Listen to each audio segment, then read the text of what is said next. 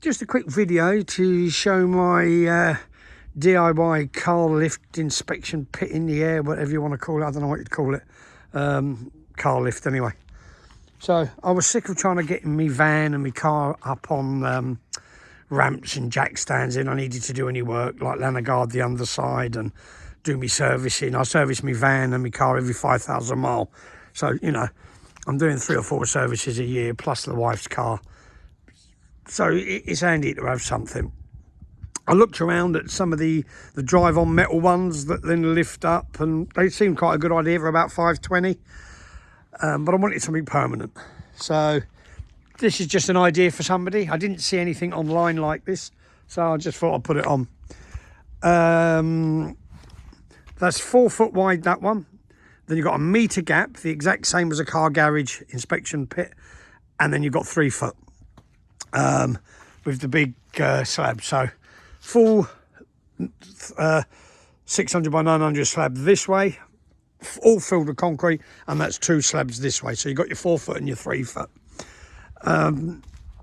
If you're interested in cost and time, this took me on my own 5 days. So to build all that block work, I say 5 days, you're starting at 9 o'clock, you're finishing at 4 because it's dark and cleaning up. So, but anyway, to brick all that up and then fill it in all with rubble took a day. Then the next day, I'm looking up by hand, that took 4 ton of concrete. So that was the second day. Then third day, built this, both sides, and then filled it in with the rubble. That was a day. Then it took 3 down of concrete the next day, knocking it up by hand with a mixer. So that's 4 days. And the 5th day, yesterday, I laid all the slabs. So 5 days, and that's on my own. But if you've got a jerry with you, you do it, obviously it's still going to take the same amount of days because you can't fill it in while it's wet. The brickwork's wet, but it'd be a lot bloody easier if you've got a jerry with you to help knock up and so on. You probably do each bit in half a day each time. So, but I'm no bricky, but it ain't fucking rocket science. So these are the 6-inch heavy blocks. I used, I think it was 120 blocks. I used 35 bags of cement, 35 bags of normal sand for the block work and the slabs, and I used 7 bulk bags. So it's not quite 7 ton, I think you're 850s or 900s. But anyway, 7 bulk bags of ballast to knock up. And whatever the slabs are, I can't be asked to count them, but there's whatever slabs. But it's 3, 6, 9, it's 18 foot long.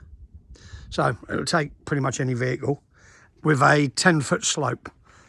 The only bit I've got left to do is just on the edges here. I'll just do a little concrete floor and just finish it off.